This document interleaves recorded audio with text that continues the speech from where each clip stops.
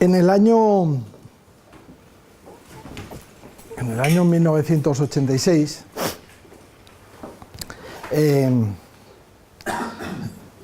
me invitó un colega norteamericano a presentar un artículo en la Sociedad Americana de Ingenieros Mecánicos en el Congreso de Invierno. Y entonces pues decidimos presentar un artículo que se llamaba Una teoría general del ahorro de energía. Y bueno, pues lo presentamos y al año siguiente nos volvieron a invitar a ir. Pero cuál fue mi sorpresa, que cuando estaba allí nos dicen que nos habían dado el premio Edward F. Hoover al mejor artículo que se había publicado en esa conferencia. Y bueno, pues yo muy contento, ¿no?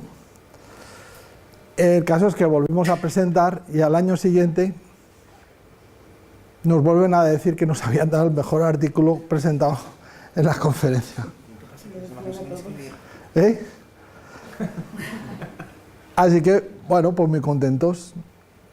El premio Edward F. Hoover es uno de los premios, bueno, más importantes que da la Sociedad Americana de Ingenieros Mecánicos, evidentemente, en la especialidad nuestra, es decir, era en temas de termodinámica, no era en temas generales de ingeniería mecánica. ASME significa la Asociación Americana de Ingenieros Mecánicos, American Society of Mechanical Engineers. En realidad ya no es ni siquiera americana, sino es mundial. Bueno, pues lo volvimos a presentar y al año siguiente aparecemos y nos habían vuelto a dar el premio al mejor artículo. Bueno, aquello ya era un cachondeo y entonces ya hasta nos daba vergüenza. Y bueno, y al año siguiente ya no nos lo dieron, pero unos años después nos lo volvieron a dar. A lo que voy, que los colegas consideraron que lo que estábamos haciendo tenía un alto valor, y pensar que estoy hablando del año 1986. Y hablar del ahorro de energía en aquellos momentos, pues era más bien un poco extraño. Entonces, en 25 años después, es decir, sumar 25 al 86 y os da, ¿cuánto? 2006 y 2011. En el año 2011, el editor de una revista, una de las revistas más importantes en los temas que estamos trabajando, me dijo: oye, han pasado 25 años de la teoría general del ahorro de energía, y ¿por qué no haces un artículo conmemorativo de los 25 años? Pues de alguna forma tratando de explicar pues no solo lo que ha evolucionado el ahorro de energía en esos 25 años, sino también pues un poco tu visión acerca de los temas del ahorro de energía. Y dije, bueno, vale, lo escribo. Y me puse a escribirlo y se me ocurrió que una manera podría ser algo así como decir, pues las leyes de la eficiencia energética. Es decir, el conjunto de cosas que una persona tendría que saber para que de alguna forma tuviera, digamos, todas las herramientas necesarias para atacar un problema de cómo ahorrar energía, cómo ser eficiente en el uso de la energía. Bueno, nunca he pretendido que estas leyes estén cerradas.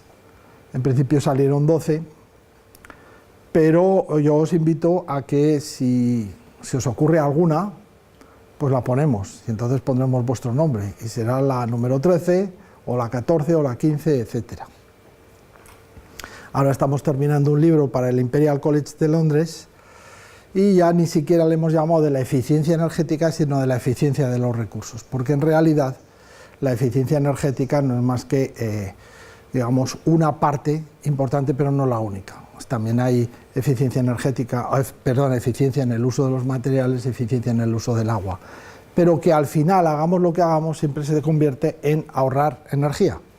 De tal manera que la eficiencia energética no excluye, sino más bien la palabra es un poco más amplia, pero sigue siendo eficiencia energética.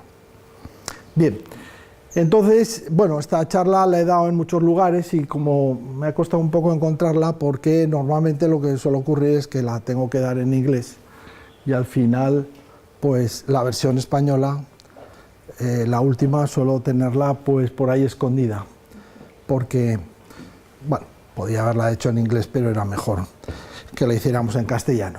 Bueno, pues entonces os voy a contar, digamos, no solo las leyes, sino también cómo se han ido gestando y todas las historias relacionadas con esto.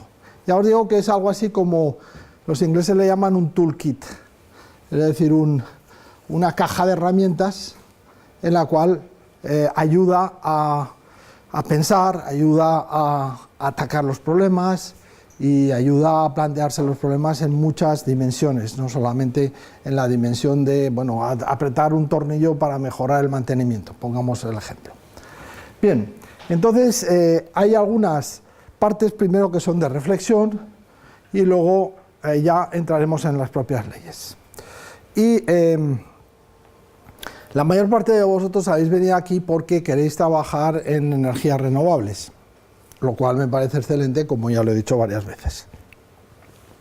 Lo único que ocurre es que trabajemos en lo que trabajemos, lo que tenemos que tener claro es que la energía pues, es escasa, al menos la energía que hoy viene de los combustibles fósiles. Y entonces esto nos va a obligar a no solamente poner energías renovables en marcha, como veíamos el primer día en la separación que había entre lo que podría ocurrir si seguimos como estamos en nuestra sociedad, o bien tratamos de reducir las emisiones de CO2 a 450 partes por millón al año 2035, había un conjunto de rodajas y en esas aparecía que la eficiencia energética se llevaba más del 50%. Pues bien, en todo ese proceso de disminuir las emisiones de CO2. Pues bien, a lo que voy, que el tema es que necesitamos ahorrar energía. Y ahorrar energía no significa apretarse el cinturón, significa utilizar racionalmente los recursos.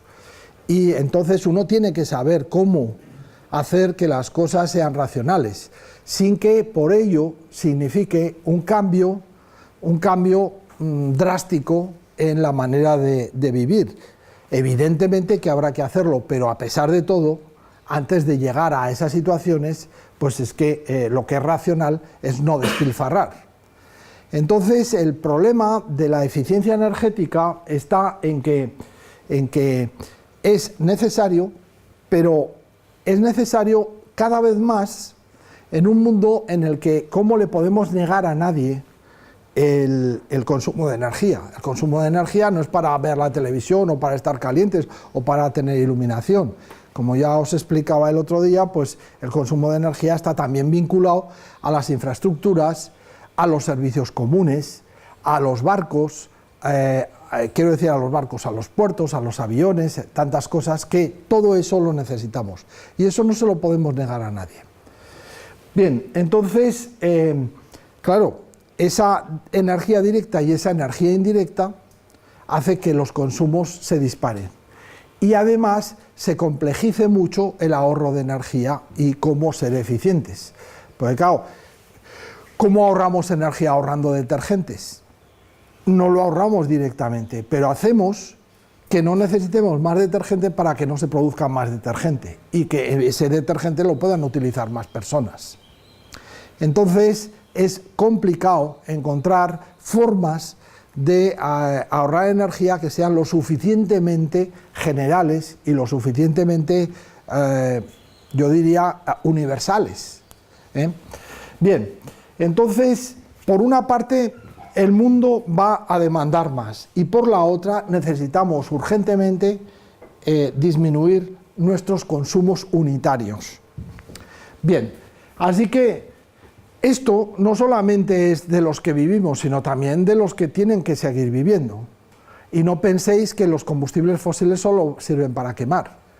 El carbón el petróleo o el gas tienen otras aplicaciones que pueden ser unas aplicaciones químicas que tenemos derecho a las generaciones que vengan en el futuro tienen ese derecho a utilizarlas de una manera mucho más eficiente que simplemente quemándolas. Bueno, pues todo ello nos lleva a que todos los que somos y todos los que seremos queremos más con lo poco que hay. Entonces, el asunto es que, independientemente de la fuente que haya, es necesario pensar en temas de eficiencia energética. Pero claro, ¿eficiencia energética qué es? Eficiencia energética, prácticamente todos sois aquí ingenieros. Al fin y al cabo, ingeniería es igual a optimización.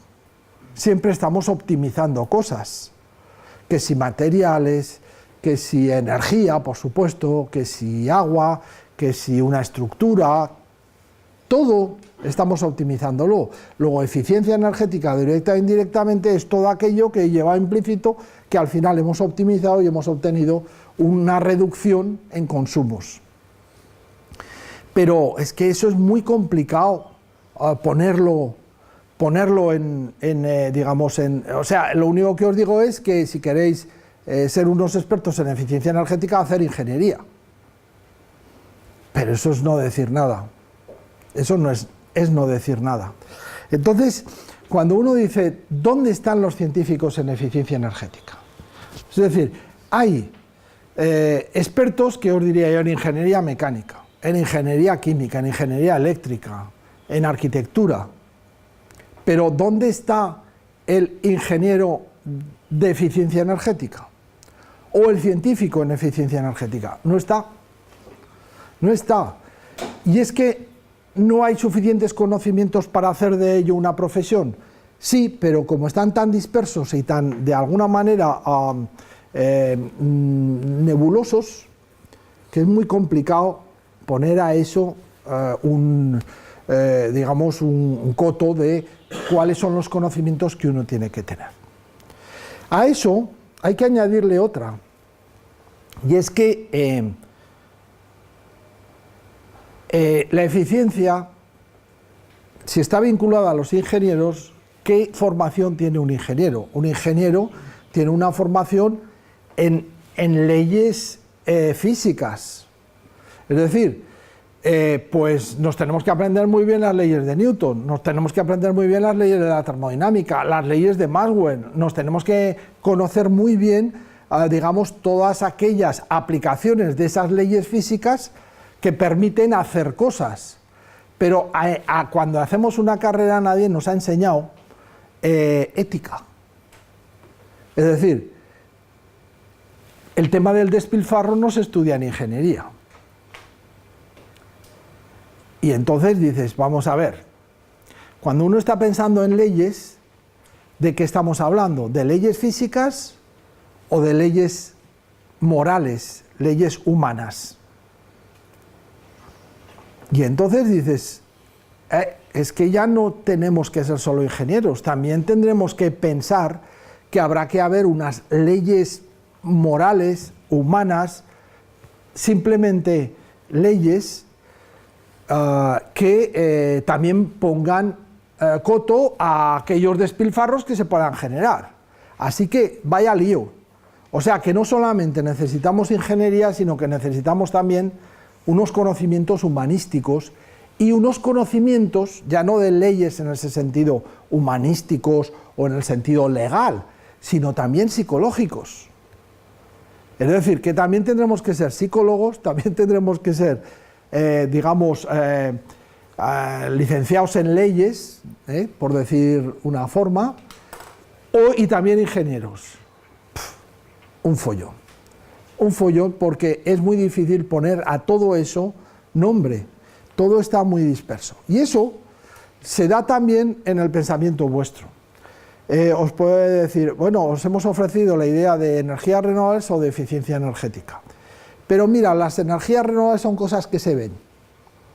Sin embargo, la eficiencia energética no se ve. Yo les he dicho muchas veces, sobre todo a los políticos, que la eficiencia energética no le hacéis caso porque la eficiencia energética no corta cintas. Va a digamos, un campo eólico y todo el mundo se apuntará a salir en la foto detrás de unos aerogeneradores.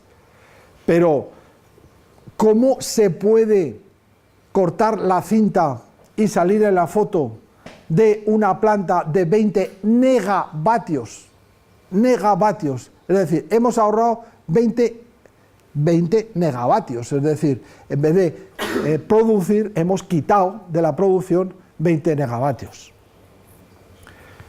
O no es quitar de la producción, sino simplemente aumentar la producción con la misma energía. Pues es que eso es muy difícil. Y solamente cuando te aprieta las circunstancias, bien por una crisis o bien vinculado a decisiones supranacionales, por ejemplo, hay que disminuir las emisiones de CO2 del planeta y esto es un acuerdo de la Unión Europea y a nivel de los países y tal. Entonces dicen, como hay que disminuir las emisiones de CO2, tenemos que hacer algo para que produzcamos lo mismo con menos cantidad de energía. Entonces las cosas se nos complican mucho. Bueno, pues con todo ello, lo que os digo es que unas leyes de la eficiencia energética tienen que tener leyes físicas y leyes humanas. Entonces tiene que ser una mezcla de ambas, en la cual lo que nos permita es, digamos, tener un conjunto de herramientas, pero que sean prácticas, no solamente que nos digan, no, pues tienes que estudiarte las leyes de Newton y si te las sabes, no te preocupes que eso te servirá para ahorrar energía. Pues no. Bien, bueno, pues yendo hacia lo directamente aplicado. Y es lo que digo, las leyes de la eficiencia energética son una mezcla de tecnología y ética. Y vamos a desarrollar estas dos ideas genéricas, las vamos a desarrollar en una serie de recomendaciones. Bueno, como os he dicho, son 12 leyes, pero está abierto a, podríamos haber puesto 12, 13, 14, insisto, yo os invito a que reflexionemos conjuntamente acerca de lo que se os ocurre que puede ser, y entonces no hay ningún problema que vayamos aumentando las leyes, porque de alguna manera lo que se trata es de que aprendamos todos. Bien, la primera de todas, en el año 2008, bueno, fui, como otros años, a la conferencia del ASME y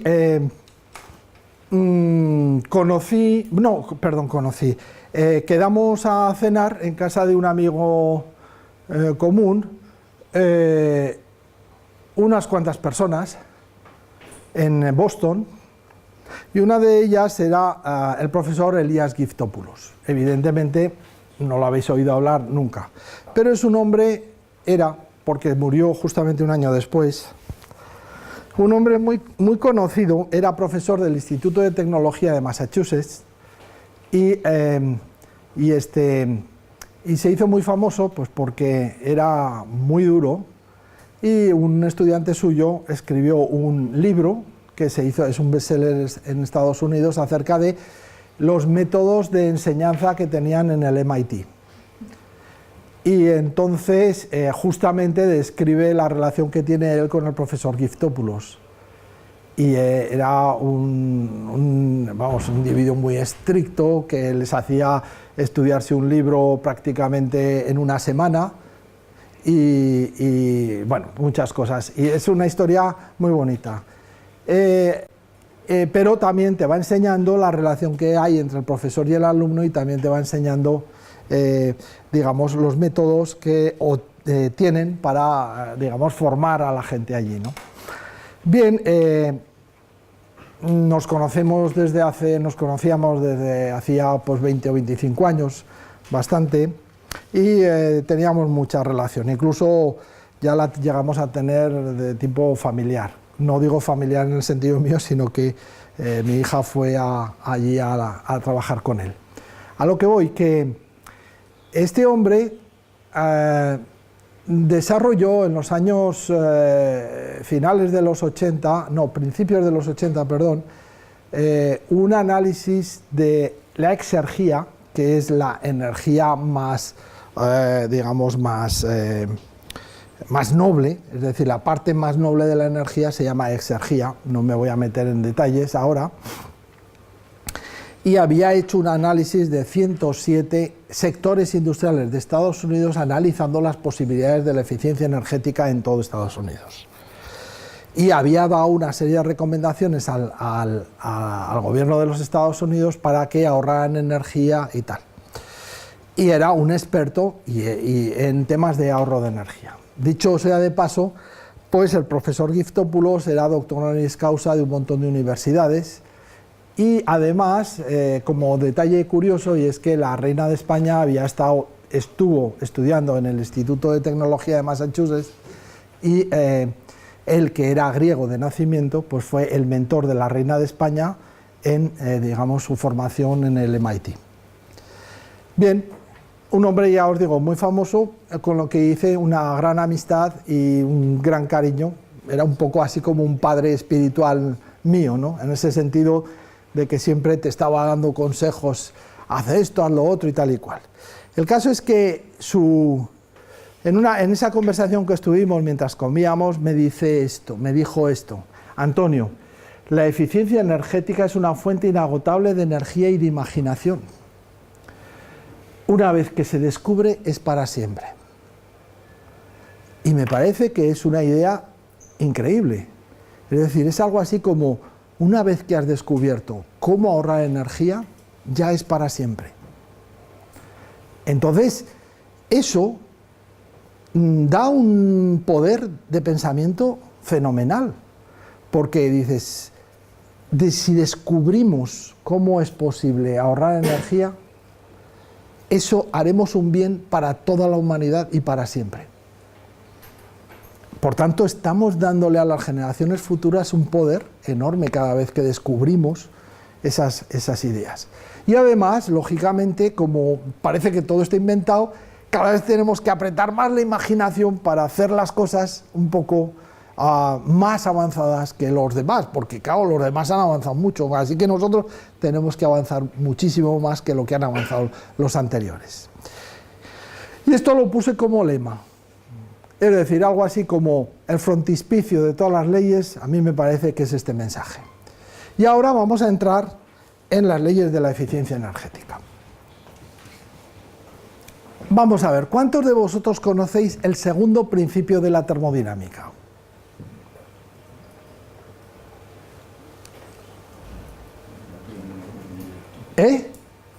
Ni idea.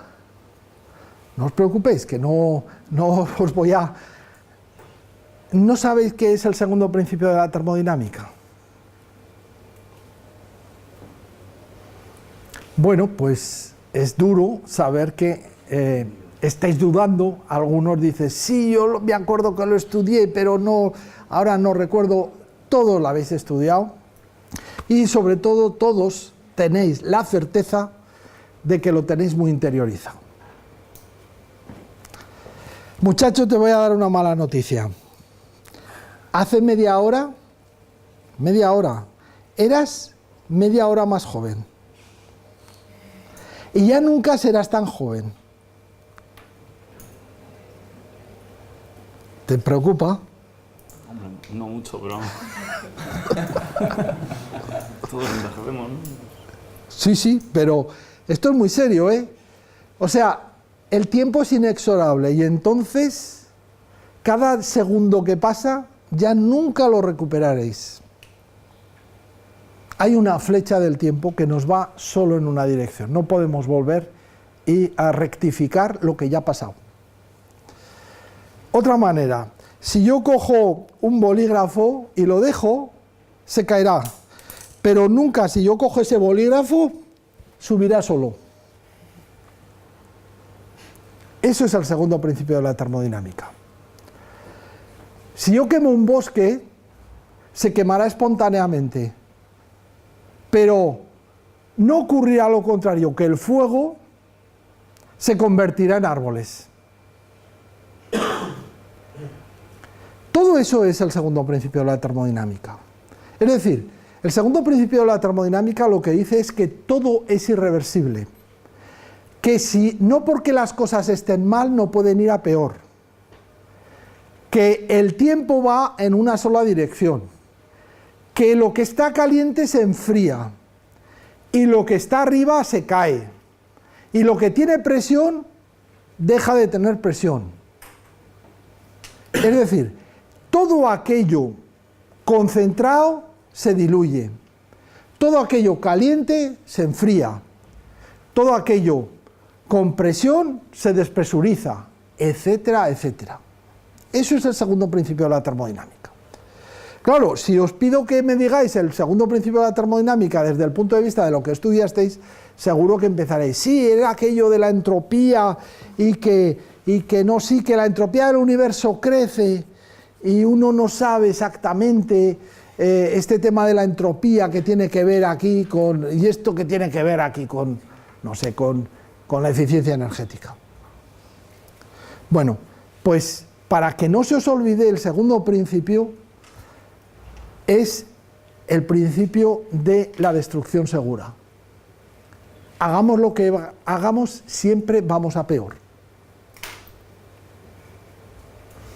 Y me podéis decir, bueno, pero eso siempre será relativo, ¿no? Porque uno dice, hombre, pues a mí me va bien la vida, pongamos por caso, así que no todo vamos a peor. No, no, es que no estamos hablando de un sistema aislado, sino del conjunto de todos los sistemas. Es decir, que cuando hacemos algo, tenemos que hacerlo a costa de recursos que hemos destruido. Por tanto, y no podemos estar sin hacer, o sea, cada vez que nos movemos gastamos energía y esa energía no se puede convertir otra vez en lo que ya había y entonces recuperar la posición inicial. Así que podéis decir, no, la vida es algo que va en dirección contraria digamos, a ese pesimismo que nos da el segundo principio. No, la vida va contra, o sea, va en la dirección de destruir más. Os digo, un ser vivo consume recursos para vivir, pero si está muerto no los consume. Luego, desde el punto de vista de la física, ¿qué es mejor?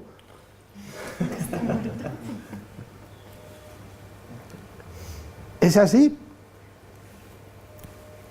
Es decir, es mejor que estemos todos muertos que vivos, porque si estamos vivos, claro, como tenemos que comer, tenemos que destruir, y como tenemos que destruir, aceleramos la máquina del tiempo y la máquina de la destrucción. Eso es el segundo principio de termodinámica. Tal y como lo habéis estudiado los que habéis estudiado la termodinámica de una manera, digamos, organizada, pues allí que si el calor, que si la temperatura, que si la entropía, que si el universo, que si el ambiente, que si el sistema, que si a presión constante y temperatura constante, todo eso sirve para calcular, pero no sirve para reflexionar. El segundo principio es eso. Pues bien, ¿cuál es el primer principio de la eficiencia energética? Pues el segundo principio de la termodinámica. Es decir, la idea es que ya veis que la calidad se degrada y se degrada espontáneamente. Se degrada espontáneamente. Y si se degrada espontáneamente, fijaos, la energía no se pierde, eso es el primer principio, no se pierde, pero uno parece que decir, no, la energía ni se crea ni se destruye. ¿Y qué? Incluso es difícil de entender, pero lo que el segundo principio es muy fácil de entender, que hagamos lo que hagamos vamos a peor, que la energía de calidad se degrada en una energía de baja calidad, y que eso es un proceso inexorable, solo en una dirección. Pues bien, si eso es así, ahora ese principio, esa ley se puede entender desde el punto de vista práctico, aplicado. y es que un corolario, y es, si esto pasa, controlemos la calidad, hagamos que las cosas no se degraden. Es decir, si me permites, hagamos que no se caiga el bolígrafo, hagamos que no se queme un bosque, hagamos que en un proceso productivo cualquiera, en una planta, no tiene ningún sentido que haya, por ejemplo, torres de refrigeración que lo que están esforzando a que las corrientes calientes se tengan que enfriar. Si tienen energía, manténla, no dejes que se destruya. Y lo que es peor, no solo no dejes que se destruya, no provoque su destrucción. Es decir, conservar. Conservar. El primer principio, la primera ley, en realidad es el segundo principio de la termodinámica, conserva la calidad de las cosas. Conserva la calidad de las cosas. Y esa idea de conservar la calidad nos lleva a muchas cuestiones, y es que en muchos casos nosotros estamos trabajando en una empresa y suponeos, lo cual es absolutamente verdad, que por exceso de celo vuestro os dice el jefe, os dice, esto tienes que producirlo a estas condiciones de calidad, las que sean. Y vosotros, por exceso de celo, trabajáis más para que las cosas sean de mayor calidad que las que os piden. Pues ese exceso de calidad no es un consumo pequeño, sino es un consumo exponencial. Porque mejorar la calidad un poco implica consumir muchos recursos para conseguir muy pocos resultados. Porque el exceso de calidad no es lineal con la calidad conseguida, sino exponencial. Entonces hay que tener muchísimo cuidado en no pasarse de las especificaciones. Ni pasarse ni no llegar, las dos cosas. Hay que definir unas especificaciones y sobre esas especificaciones trabajar. No pasarse ni, por supuesto, no llegar. Eso es otra vez el segundo principio de la termodinámica, aunque parezca tan alejado como algo que es, fijaos, pues una actividad práctica en una empresa. Simplemente decir, bueno, pues voy a hacer las cosas a partir de una determinada calidad, sabemos que el consumo ya no tiene sentido. Bien, otras ideas más. Mantener la calidad es sinónimo de eficiencia. Insisto en la idea, conserva la calidad, que eso es eficiente. Conserva la calidad. En tercer lugar, una historia. Y por eso os decía que voy a salpicar las leyes y las consecuencias de historias. Hace no muchos años, alrededor de unos 15 años o algo así, pues un conjunto de empresas de una zona industrial muy fuerte catalana decidió, como las leyes, digamos, medioambientales cada vez eran mucho más estrictas, en un polígono industrial donde había muchas empresas, pues les dijeron, estas aguas hay que depurarlas, porque estas aguas no pueden ser vertidas al exterior, lo cual hoy nos parece evidente y razonable. Y entonces dijeron, ¿por qué no nos juntamos entre todos y hacemos una planta de depuración de aguas? Lo cual, pues es evidente y es una cosa muy loable que se haga. Pero resultó que había una planta petroquímica, que había otras plantas de producción de plásticos, pero también una producción de energía eléctrica, aparte de otro tipo de empresas vinculadas al textil y tal. Entonces, lo que hicieron fue que una planta de depuración de aguas común, y allí vertían todas las aguas. Y claro, ¿cómo se depura una planta con aguas de todo tipo que están allí mezclándose en todas las condiciones? Grasas, productos químicos, productos inorgánicos. El resultado fue desastroso. El resultado fue desastroso. ¿Por qué? Porque los contaminantes, es muy fácil que metamos todos los contaminantes en un lugar, pero separar una cosa que está muy contaminada es mucho más difícil que separar cada uno de los componentes que tiene un tratamiento específico diferente.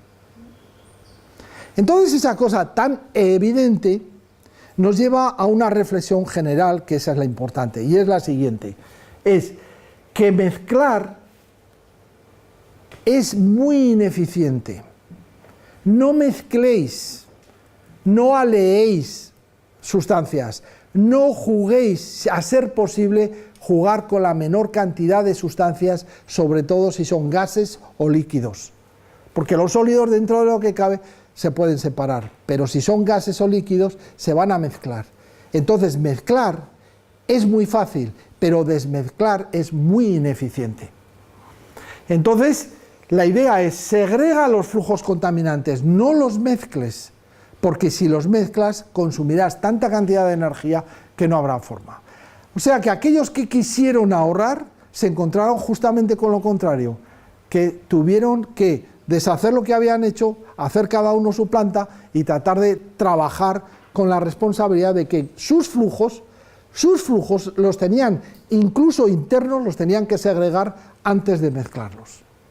¿De acuerdo? Es una experiencia práctica que tuvo lugar y que de esa hemos aprendido todos.